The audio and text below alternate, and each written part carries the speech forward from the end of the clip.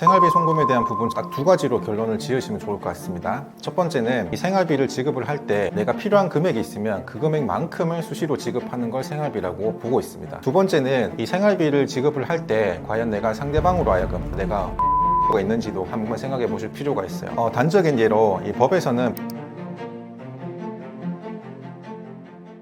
네, 안녕하세요. 떠먹여주는 TV 시청자 여러분, 만나서 반갑습니다. 전 절세미남 세무사 TV를 운영하고 있고 많은 분들이 궁금해하시는 세금 내용에 대해서 알기 쉽게 설명을 드리는 이성우 세무사입니다. 8월부터 가족에게 50만 원만 보내도 AI가 추적해 증여세 세무조사를 한다는 이야기가 있는데 사실인가요?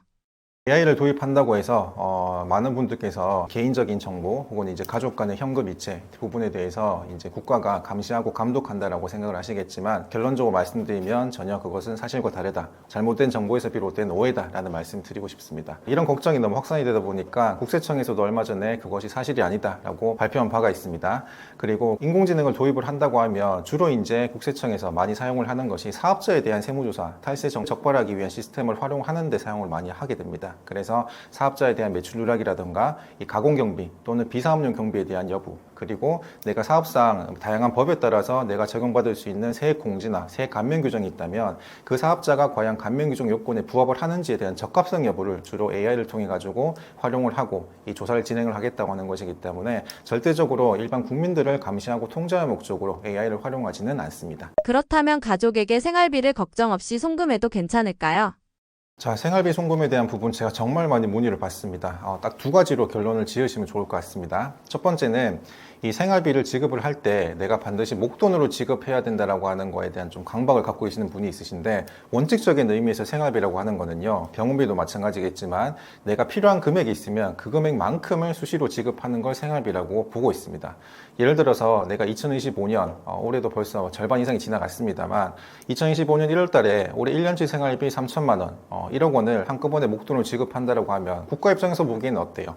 만약에 여러분들이 국세청이라고 한다면 결국에는 1년이라고 하는 시간을 다 지나봐야 그것이 생활비로 온전히 다 썼는지 병원비로 다 사용을 했는지에 대해서 알 수 있기 때문에 절대로 일반적인 금액에 대해서는 목돈은 그 금액 전체를 생활비로 인정할 수가 없을 것입니다. 그래서 생활비라고 하는 것은 필요한 금액에 대해서 그때그때 필요할 때마다 지급하는 것이 안정적인 생활비 지급의 가장 출발이다 라고 보시면 좋을 것 같고, 두 번째는 이 생활비를 지급을 할 때 과연 내가 상대방으로 하여금, 그러니까 생활비를 사용하고 받아가는 사람으로 하여금 내가 부양 의무가 있는지도 한번 생각해 보실 필요가 있어요. 단적인 예로 이 법에서는 부양 의무의 유무에 따라서 같은 생활비라고 하더라도 증여로 과세한 사례가 있습니다. 예를 들어서 이 할아버지 할머니가 외국에 유학 중인 손자 손녀에게 학자금이나 생활비, 현지에서 사용되고 있는 여러 가지 이제 기타 경비 항목을 도움을 주기 위해서 금전적으로 송금을 했다고 가정을 할게요. 그렇지만 그들의 부모님은 여전히 국내에서 살아 계십니다. 경제 활동을 하고 계시고, 그렇다면 세법에서 보기에 이 외국에서 유학 중인 손자 손녀에 대해서 부양 의무가 있는 사람은 그들의 부모님인 것이지 할아버지 할머니가 아니라고 보고 있기 때문에 금액의 크기와 상관이 없이 증여세로 과세한 선례가 있습니다. 물론 예외적으로 그들의 부모님이 이미 돌아가셔가지고 조손 가족이 되었거나 아니면 살아계시긴 하지만 정상적으로 경제활동을 할 수 없어서 화산이나 신용불량 상태, 그런 특정한 상황에 처해 있다고 한다면 아주 예외적으로 조부모님이 또 금전적인 도움을 지급할 수 있는 부양 의무가 있는 사람이 되겠지만, 일반적인 상황에서는 명확하게 세법상 부양 의무가 있는 사람과 그렇지 않은 사람이 구분되어 있기 때문에 같은 가족이라고 하더라도 스스럼 없이 생활비를 다 준다고 하더라도 문제되는 것은 아니다, 오해다라고 하는 점도 좀 같이 알고 계시면 좋을 것 같습니다.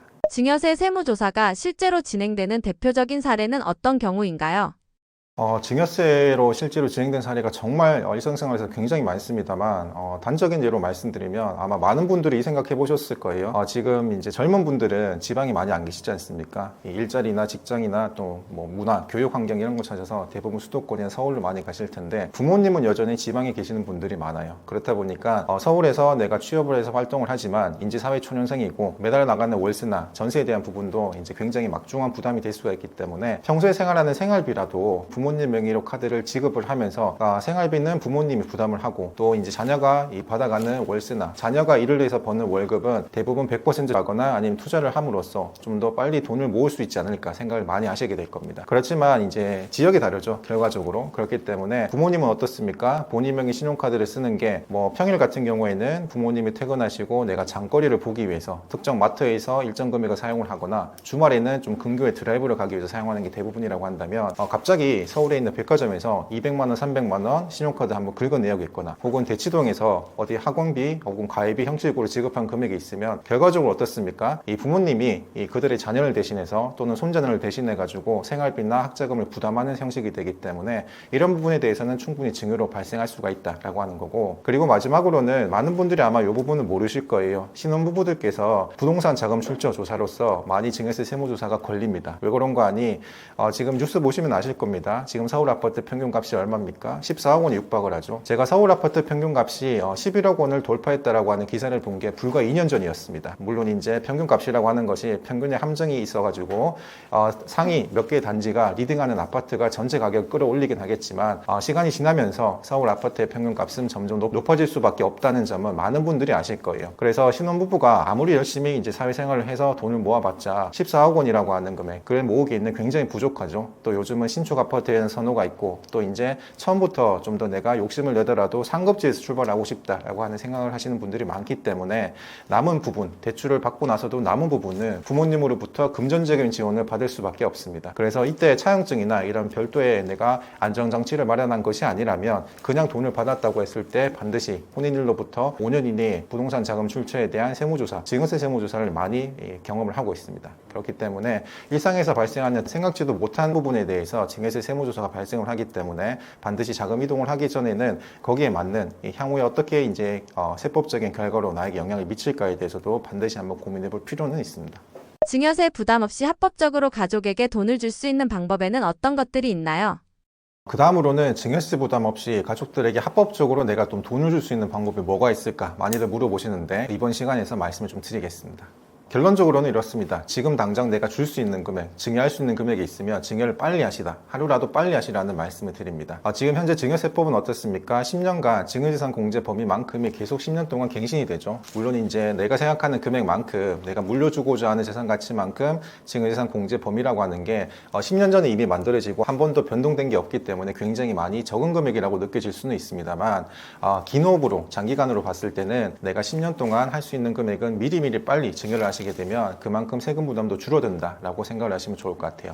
우리가 투자를 할 때 격언이 있지 않습니까? 투자 하이 리스크 하이 리턴이라는 말이 있는 것처럼 내가 수익률이 높으면 그만큼 위험도 따라오기 마련입니다. 그걸 이제 좀 상세하기 위해서 많은 분들께서 적립식 투자를 생각을 하시는데, 이 적립식 투자의 모토하고 이 세금을 줄이는 모토하고 거의 결이 비슷합니다. 어떻습니까? 시간이 지남에 따라서 내가 투자를 함으로써 리스크는 줄이고 수익은 확대한다라고 하는 전략이지 않습니까? 마찬가지로 세금이라고 하는 것도 내가 어떤 특정한 이벤트, 특정한 행동을 한다고 해서 세금이 드라마틱하게 줄어드는 경우는 거의 없습니다. 그렇기 때문에 내가 증여를 한다고 할 때도 긴 호흡을 가지고 증여를 하시면 좋다라는 말씀을 드리고, 단적인 예로 자녀가 태어났을 때부터 본격적으로 자녀가 사회활동을 하는 30살이 될 때까지 내가 증여를 한다면 몇십 년 동안 총 4번의 증여를 할 수가 있게, 그래서 자녀가 태어났을 때 한 번, 10살, 20살, 30살 때 마지막으로 증여를 할 수가 있습니다. 지금 현재 증여재산 공제 범위 내에서 증여를 하게 되면 자녀에게 총 4번의 증여를 하는 동안 세금 한 푼 없이 증여를 할 수 있는 금액은 1억 4천만 원이 자녀가 온전하게 가져갈 수 있는 금액이고, 매년 4%의 물가 상승률이 있다고 가정을 했을 때 자녀가 30살이 되었을 때는 총 2억 3천만 원의 재산을 확보할 수가 있습니다. 만약에 경우에 따라서 내가 30년 동안 증여를 하는데 1억 4천만 원이라고 하는 금액이 내 개인적으로 봤을 때는 적은 금액이다, 나는 세금을 좀 더 내더라도 좀 더 많은 금액을 주고 싶다라고 하실 수가 있어요. 그러면 거기에 맞게 전략을 수정을 하시면 됩니다. 지금 현재 증여세법은 이 과세 표준 금액 1억까지는 10%의 가장 최저 세율을 적용을 하고 있어요. 그래서 내가 매 10년마다 증여를 할 때 이 증여재산 공제 범위 말고 추가로 1억을 더 준다고 하면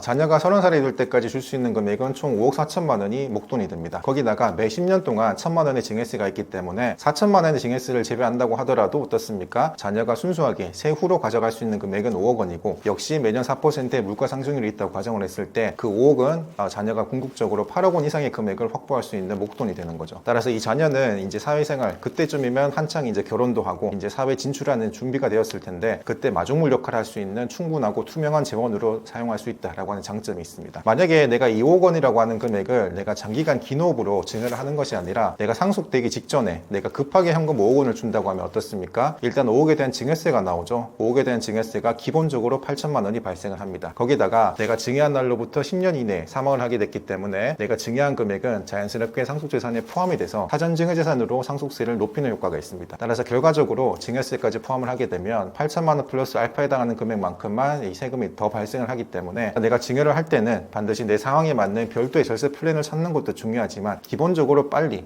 마음이 맞는다면 빨리 일찍 시작하는 것이 유리하다라는 말씀을 드립니다. 합법적인 범위에서 증여세를 줄이기 위해 알아두면 좋은 팁이나 주의할 점이 있을까요?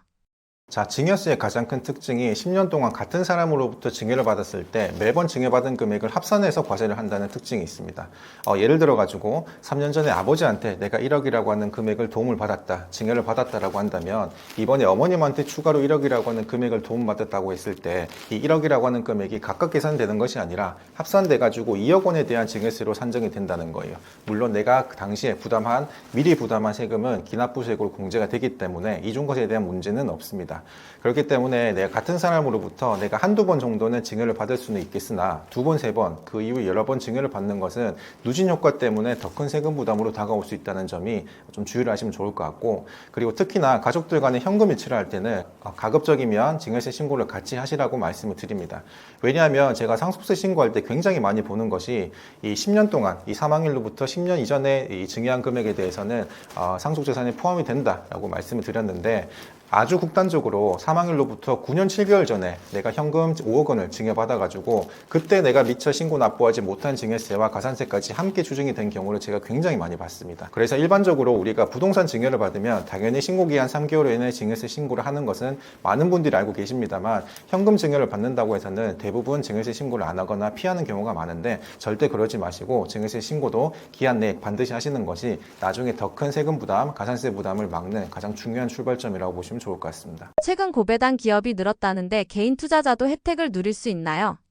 지금 이제 저금리 환경하고 고령화 사회가 점점 지속이 되다 보니까 개인뿐만 아니라 많은 기관에서도 좀 더 안정적으로 현금 흐름을 창출할 수 있는 방법에 대해서 많이 고민을 하고 있습니다. 그래서 최근에 이제 고배당 기업의 투자를 장기적으로 하는 거에 대해서 많이들 생각을 하실 텐데, 또 최근 세법 개정안이 있었죠. 지난 7월 31일 날 세법 개편안에서 어떤 내용이 담겼습니까? 고배당 기업에 대해서는 분류과세를 해주겠다라고 하는 개편안이 담겼습니다. 그렇지만 이제 개인이 투자를 한다고 했을 때 과연 고배당 기업에 투자를 하는 게 과연 수익적인 측면에서 도움이 될 것인가라고 말씀을 드리면, 일단은 개인적인 영역이기 때문에 지극히 개인적인 영역이라서 일반적인 수익률에 대한 부분을 말씀드리는 건 차치하고서라도 최근에 나온 세제 개편안에 대한 내용을 위주로 말씀을 드리면, 고배당 기업에 대한 분리과세가 나중에 연말에 국회가 통과돼서 시행이 된다고 하더라도 개인 투자자에 대해서는 영향이 좀 제한적이지 않을까라고 개인적으로 생각을 하고 있습니다. 왜냐하면 많은 분들께서 아시는 것처럼 이 분리과세를 해주겠다라고 하는 것은 모든 배당 소득이 아니라 특정 요건을 갖춘 상장서 중에 아주 일부에 대한 이 배당 기업에 투자를 했을 때입니다. 그렇기 때문에 지금 데이터를 보시면 이번에 전체 상장사 중에 이번에 배당소득 분리과세 요건을 갖춘 상장사의 비율을 보면 전체 비중이 10% 초반이 조금 넘는 수준입니다. 그리고 업종을 따져보면 주로 이제 금융, 에너지, 그리고 리츠나 이제 개발 쪽에 이제 업종이 상당히 제한되어 있기 때문에 개인 투자자 입장에서 투자의 폭을 선택할 때도 굉장히 축소적일 수밖에 없습니다. 그리고 실제로 많은 개인 투자자가 가지고 있는 삼성전자 같은 경우에는 배당 성향이 30%가 채 되지 않습니다. 그리고 현대차 같은 경우에는 2024년 기준으로 배당 성향이 25%가 조금 넘기 때문에 생각보다 많은 우리가 익히 들어서 알고 있는 관념적인 대기업이라고 한다고 하더라도 분리과세에 해당이 되는지는 별도의 판단이 좀 필요하다라고 보시면 좋을 것 같습니다. 올해 배당소득세가 어떻게 달라졌고 주택 임대소득이 있으면 어떻게 되나요? 일단 현재까지는 2천만 원 이상의 이자 소득이나 배당 소득, 소위 말해서 금융소득이라고 하죠. 금융소득이 있으면 본인이 가지고 있는 다른 근로소득이나 사업소득과 합산을 해가지고 종합과세, 이듬해 5월달에 종합과세를 하게 됩니다. 그래서 현재 소득세율이 지방세 포함해서 최저 6.6%부터 최고 49.5%가 적용이 되는데, 이번 세제 개편안에 따라서 특정 요건을 갖춘 고배당 기업이라고 한다면 내가 받는 배당 소득의 과세 표준을 구간을 설정을 해가지고 최고 분류과세 세율을 어떻게 합니까? 이 38.5%로 분류과세로 이제 다른 소득과 합산되지 않게 과세하겠다라고 하는 개편안이 발표가 되었고요. 그리고 이와 비슷하게 주택 임대소득에 대해서도 2천만 원을 기점으로 해서 분류과세를 하거나 종합과세를 선택을 할 수가 있습니다. 다만 2주택자 이상의 보유자는 2천만 원 이하라고 하더라도 당연히 세금 신고 의무가 있고, 또 1주택자 같은 경우에는 기준 시가가 12억 원이 넘어가는 고가주택에 대해서는 내가 주택 하나만 있다고 하더라도 내가 매달 발생하는 월세에 대해서 소득세 신고 의무가 있습니다. 따라서 내가 금융소득이나 주택 임대소득이 있다고 한다면 각각의 금액의 크기에 맞춰가지고 적용되는 분리과세 세율에 따라서 분리과세가 유리한지 종합과세가 유리한지에 대해서 판단을 해보시면 좋을 것 같습니다. 배당소득 분리과세는 어떤 제도이며 일반 투자자가 활용할 수 있는 기준이나 조건은 무엇인가요?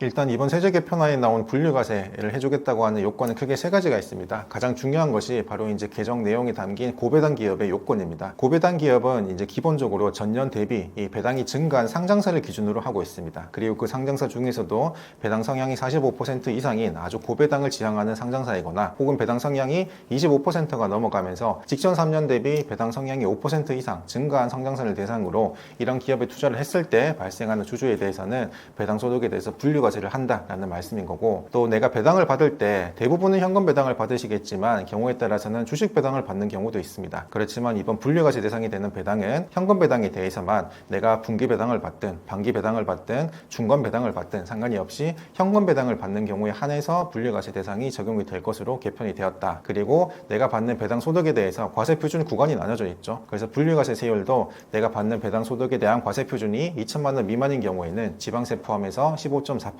그리고 3억 원을 기준으로 3억 미치면 22%, 3억을 넘어가게 되면 38.5%의 지방세 포함한 분류과세 세율이 적용이 되어서 배당 소득이 분류될 것으로 개편안으로 나와 있다. 그렇지만 연말에 국회 통과되는지 여부는 좀 더 지켜볼 필요가 있다라는 말씀을 드리고 싶습니다. 대주주 과세 기준이 완화됐나요?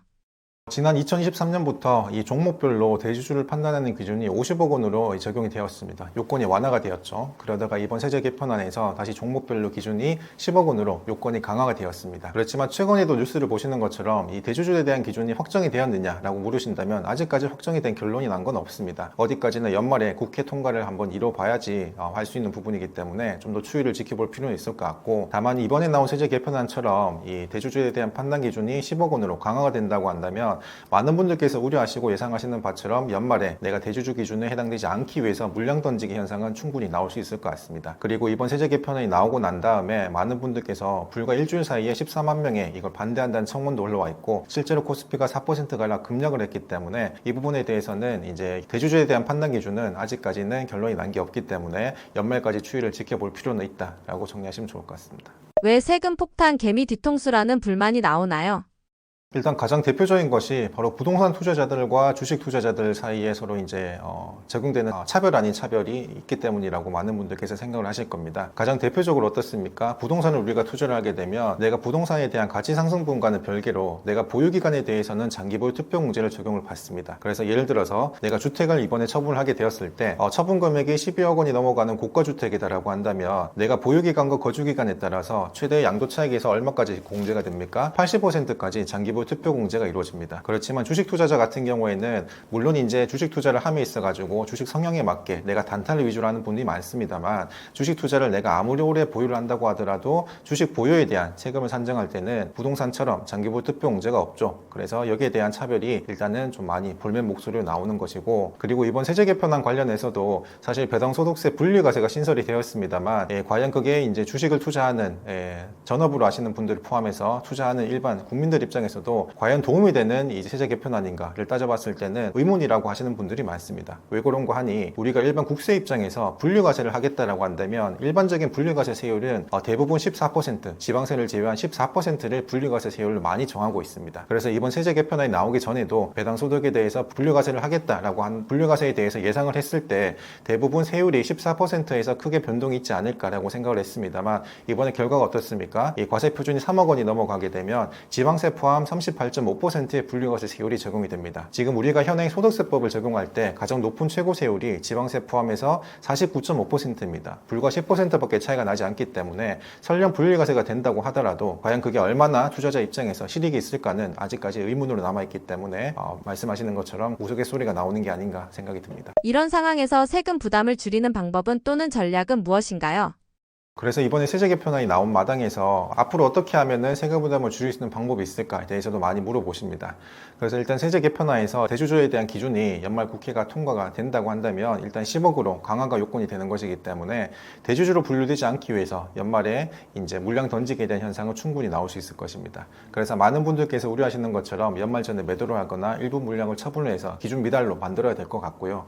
그리고 이번 개편안에 따른 고배당 기업에 대한 분리과세 이외에 내가 지금 내 상황 상황에 맞는 포트폴리오, 다양한 세제 혜택을 제공받을 수 있는 상품들이 있습니다. 대표적으로 IRP나 ISA를 통해 가지고 내가 주식 매매 차익이나 하고는 이제 배당 소득에 대해서 충분히 내가 세금적인 혜택을 받을 수 있는 여러 다양한 상품이 있기 때문에 내 포트폴리오에 맞는 상품을 적절하게 밸런스를 잘 마련해 가지고 운용을 하시면 좋을 것 같습니다. 8월부터 AI 세무조사가 도입돼서 전 국민 계좌가 모두 열리게 된다는 이야기가 있는데 사실인가요? 최근에 많은 분들께서 걱정을 하시는 것이 인공지능이 도입이 되면 가족 간의 계좌 이체를 하거나 아니면 현금 인출해서 가족을 좀 도움을 준다고 했을 때 이 부분에 대해서 인공지능이 마치 전 국민의 계좌를 감시하고 통제하는 것처럼 다 들여다본다라고 생각을 하실 텐데 결론부터 말씀드리면 이 한 문장만 기억을 하시면 좋겠습니다. AI는 조사 수단일 뿐이지 절대로 조사 목적이 될 수가 없다는 겁니다. 그래서 많은 분들께서 걱정하시는 바가 너무 이제 걱정이 확산이 되다 보니까 최근에도 국세청에서 공식적으로 입장 표명을 한 바가 있죠. 그래서 AI를 통해 가지고 전 국민 계좌를 감시할 생각은 없다. 그럴 계획도 앞으로도 없다라고 발표한 바가 있습니다. 그렇지만 인공지능을 도입해서 세무조사에 활용을 하겠다라고 하는 것은 이 세정 운영을 하고 있는 국세청 입장에서는 상당히 중요한 전환점이긴 합니다. 작년이었죠. 2024년 9월 달에 AI를 통한 국세업무 혁신 방안이라고 하는 보도자료를 발표를 하면서 이미 작년 8월부터 이 법인사업자에 대한 세무조사 이 대상자 선정의 절반 이상을 이미 AI가 도움을 주고 있고 올해 8월부터는 개인사업자에 대해서 세무조사를 대상자를 선정을 할 때 인공지능을 활용을 하겠다라고 발표한 바가 있습니다. 그렇지만 다시 한번 말씀드리는 것처럼 AI를 통해 가지고 세무조사, 특히 이제 가족 간의 계좌 거래 같은 전 국민의 계좌를 확인할 목적으로 조사가 이루어지는 것은 아니고 예를 들어서 다양한 형태로 활용을 할 수가 있겠죠. 예를 들어서 인공지능을 도입을 한다라고 하면 국세청 홈페이지를 한번 실제로 들어가 보신 분이 이렇게 많이 계실지는 모르겠습니다만 굉장히 복잡하게 되어 있습니다. 그래서 앞으로 좀 더 많은 국민들이 쉽고 편하게 활용할 수 있도록 홈택스 UI를 바꾸는데 도움을 준다던가 아니면 개인정보라고 하는 것도 사실상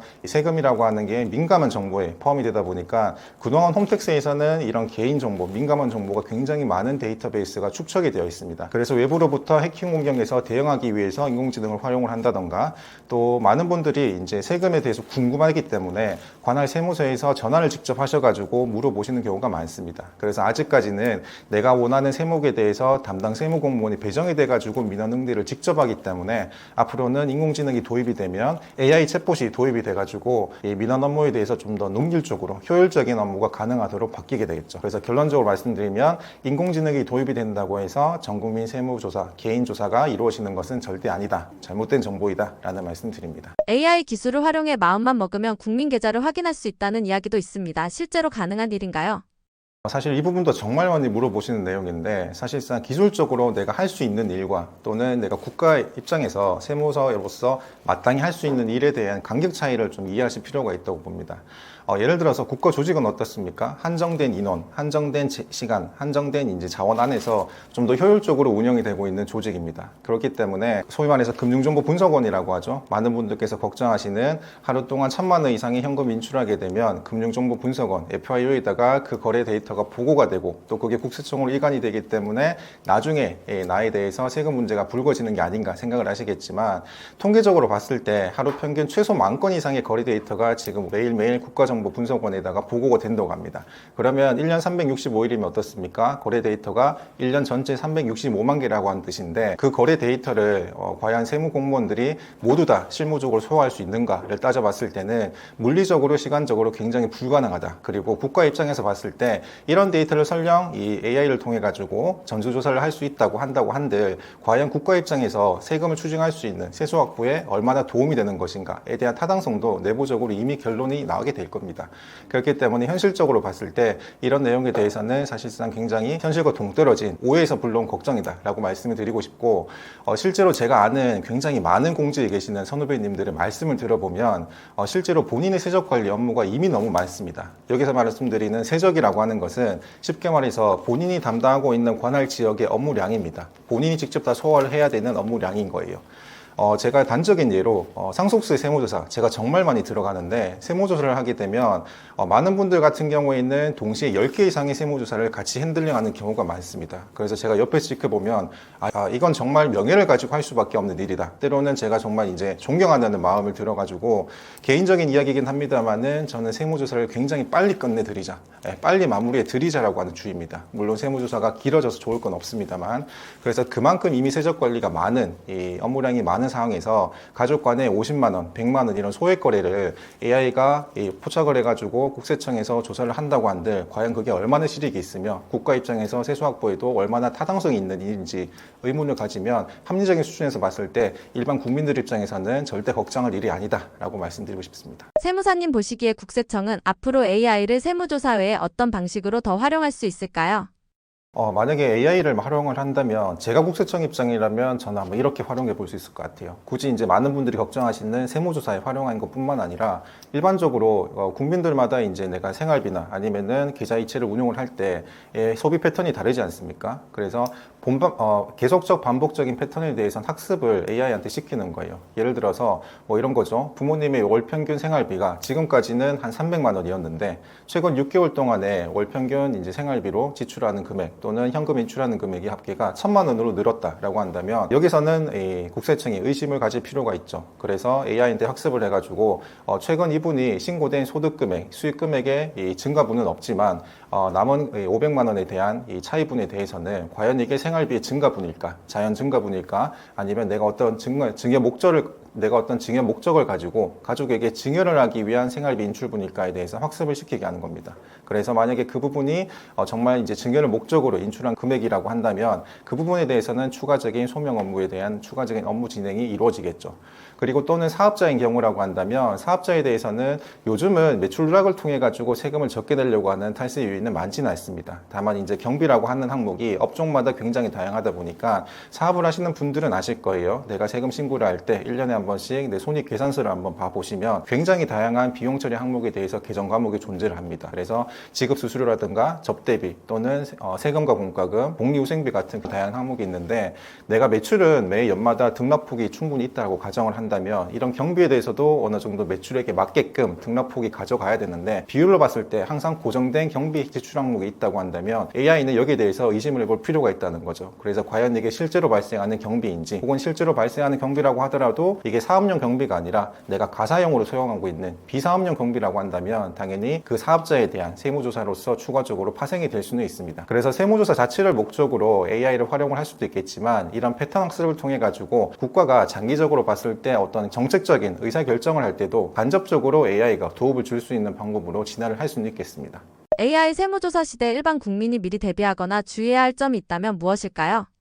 제 채널에서도 정말 많이 댓글이 달리는 부분인데요. 이 AI 관련해가지고 국민 계좌를 열어본다고 하시면 드디어 우리나라가 공산주의 국가가 되었구나. 아니면 세무사님, 제가 20년 전에 해외로 미국으로 이주를 해왔는데 제가 노후가 돼서 다시 한국으로 돌아가려고 하다 보니까 제가 떠나왔던 한국과는 굉장히 많은 다른 한국이 되어 있는 것 같아요. 라고 많은 댓글을 달아주십니다. 그렇지만 다시 한번 말씀드리면 이 AI, 인공지능이라고 하는 거는 어디까지나 툴입니다. 도구라는 거죠. 그래서 누가 어떤 목적을 가지고 누구를 위해서 사용을 하는지에 따라서 그 방향성이 굉장히 많이 달라지기 때문에 한번 객관적인 입장에서 생각을 해봤을 때 국세청이 또는 일선 세무서에서 그런 도구를 활용해 가지고 우리 국민을 감시하거나 통제할 목적이 아니라고 한다면 우리 일상을 성실하게 살아가는 선량한 국민들 입장에서는 전혀 걱정할 필요가 없다라는 말씀을 드리고, 다만 하나 좀 주의사항으로 말씀드리고 싶은 것은 내가 선택하는 의사결정, 특히 말해서 경제적인 의사결정 말씀드리는 겁니다. 사소하게 내가 가족에게 현금을 지급하거나 계좌 이체를 하는 경우 이런 의사결정이 장기적으로 봤을 때 나한테 어떤 세법적인 결과로 다가올 것인가에 대해서는 평소에 많이 고민을 하고 세금 공부도 많이 하실 필요는 있습니다. 그래서 내가 조금이라도 의심이 들고 좀 도움이 필요하다라고 하시면 내가 어떤 경제적 의사결정을 하기 전에 반드시 세무상담을 받아보시길 권해드립니다.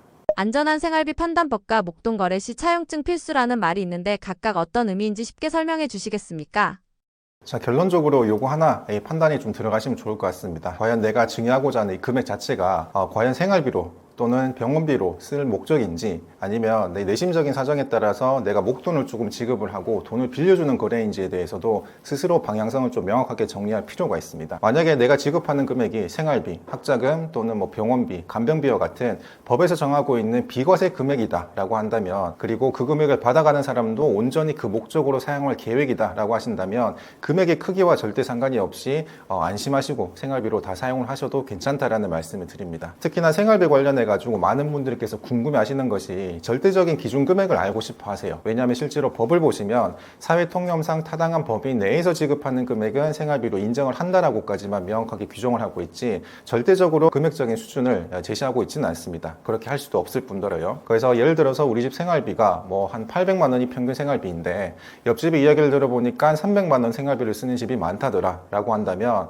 괜히 사람 심리상 좀 보수적인 관점에서 기준점이라고 하는 걸 낮은 수준에서 잡을 수밖에 없습니다. 그렇기 때문에 남원 차익 500만 원에 대해서는 이게 불안감이 괜히 불안감이 생기는 것이고 나중에 세금 문제로 불거지지 않을까 생각을 하시지만 절대로 이제 다른 가정과 비교해서 절대적인 금액을 가지고 비교 기준점을 삼으실 필요는 없다. 절대로 국가에서는 금액 기준을 삼아가지고 세금을 부과하지 않는다라는 말씀을 드립니다. 그리고 만약에 내가 정식으로 목돈을 좀 지급하고 싶다, 빌려주고 싶다라고 하시면 제가 누누이 말씀드립니다. 반드시 차용증을 하나 쓰시라고 말씀을 드립니다. 차용증을 쓰는 방법에 대해서는 지금 시중에 다양한 유튜브 채널이 있기 때문에 참조를 하시면 좋을 것 같고, 차용증을 쓰는 이유에 대해서 많은 분들이 간과를 하시기 때문에 좀 말씀을 드리면 이유는 단 하나예요. 결과적으로 말씀드리면 이 차용증을 쓰는 이유는 내심적인 사정을 외부로 현출하기 위한 가장 유일한 수단이기 때문에 그렇습니다. 그래서 특정한 거래에 대해서는 거래 당사자만 알 수 있기 때문에 눈에 보이지 않는 내심적인 의도를 외부의 세무서나 혹은 국세청에다가 현출을 하기 위해서 차용증을 쓰는 것이고,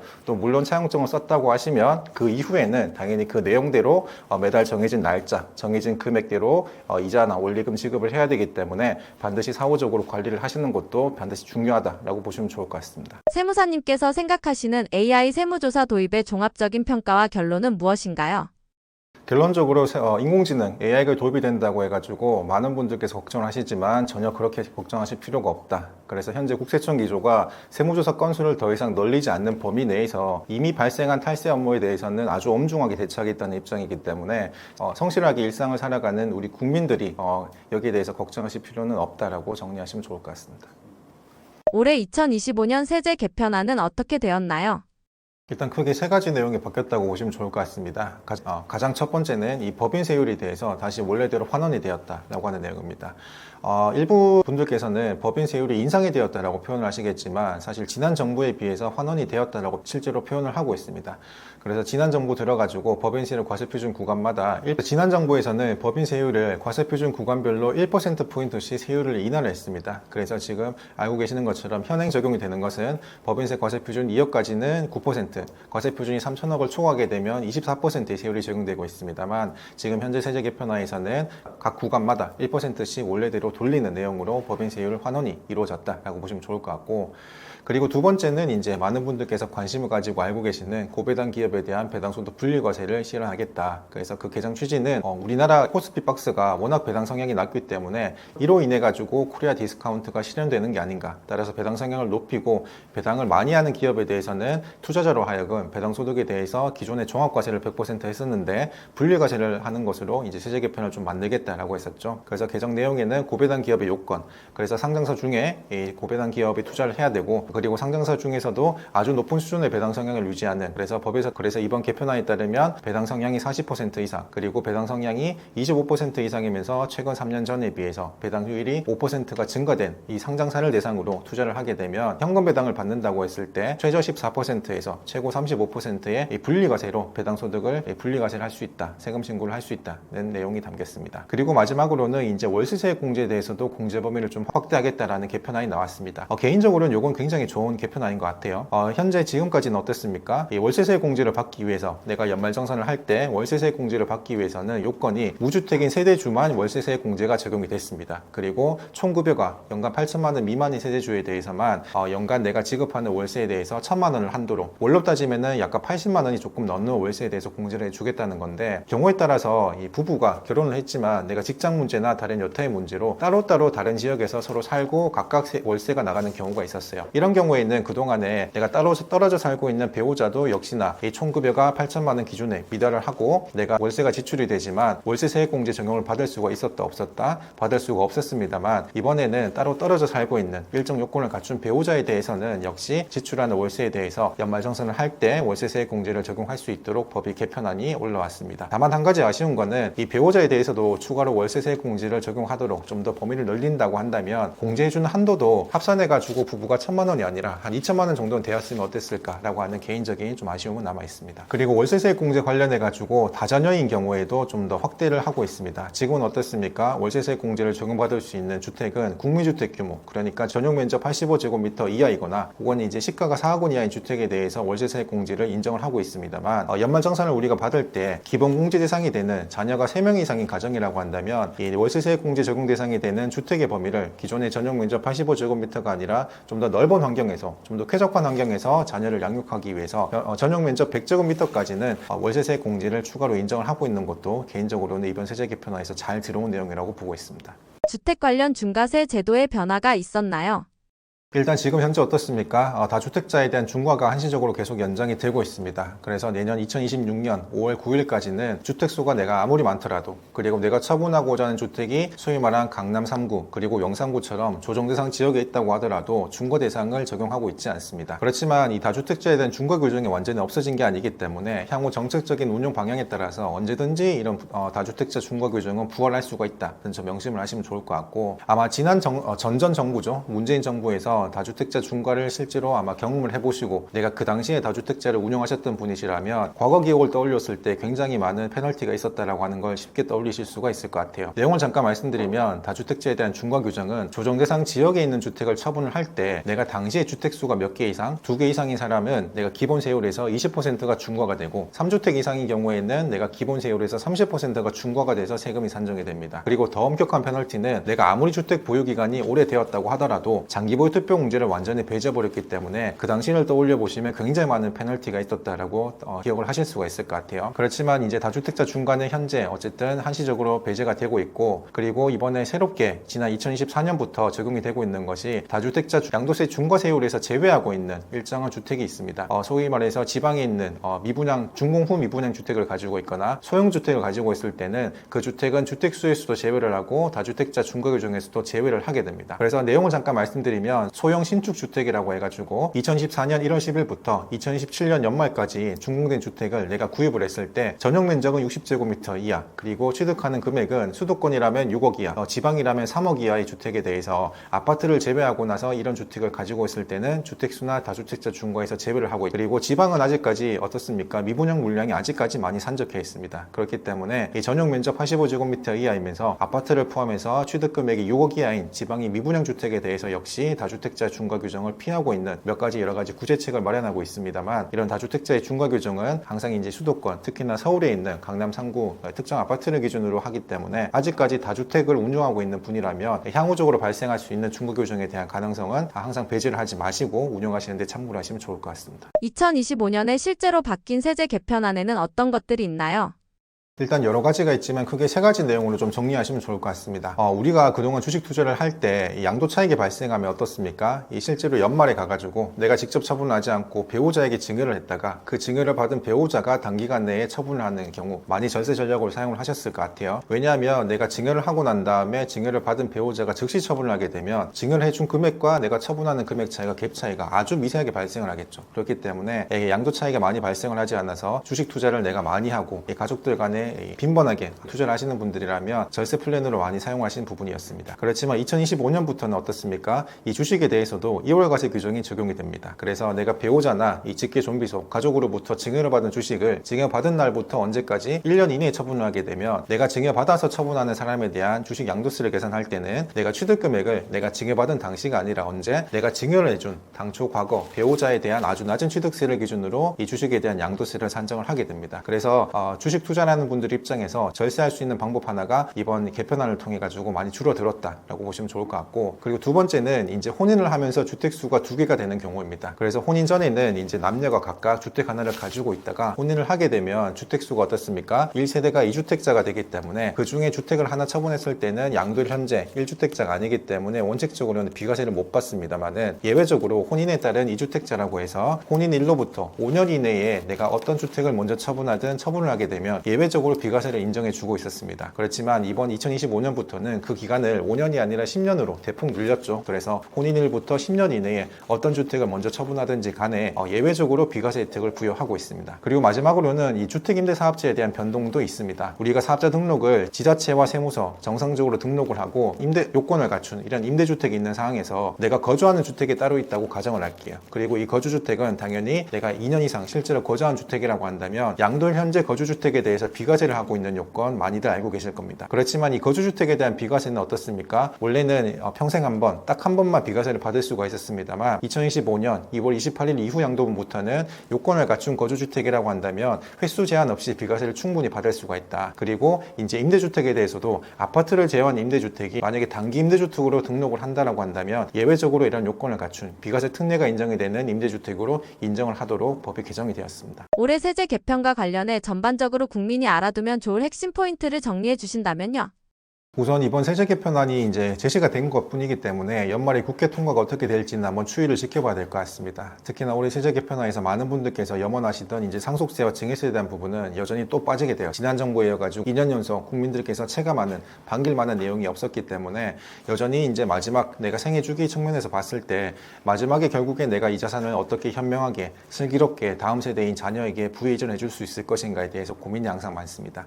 그래서 항상 마지막에 고민을 하시는 것이 이런 상속 문제이기 때문에 내가 생전에 재산을 축적하고 어떻게 투자를 잘 해가지고 재산을 모으는 것도 중요하지만 항상 그 과정에서 다음 세대인 자녀에게 분란 없이 안정적으로 다툼 없이 슬기롭게 부의전해 줄 수 있는 건지에 대해서도 항상 세금 공부하시고 좀 더 정보를 항상 이 기초를 주목하시면 좋을 것 같습니다. 앞으로도 거기에 대한 정보는 제 개인적으로도 많이 도움을 드리도록 노력하도록 하겠습니다.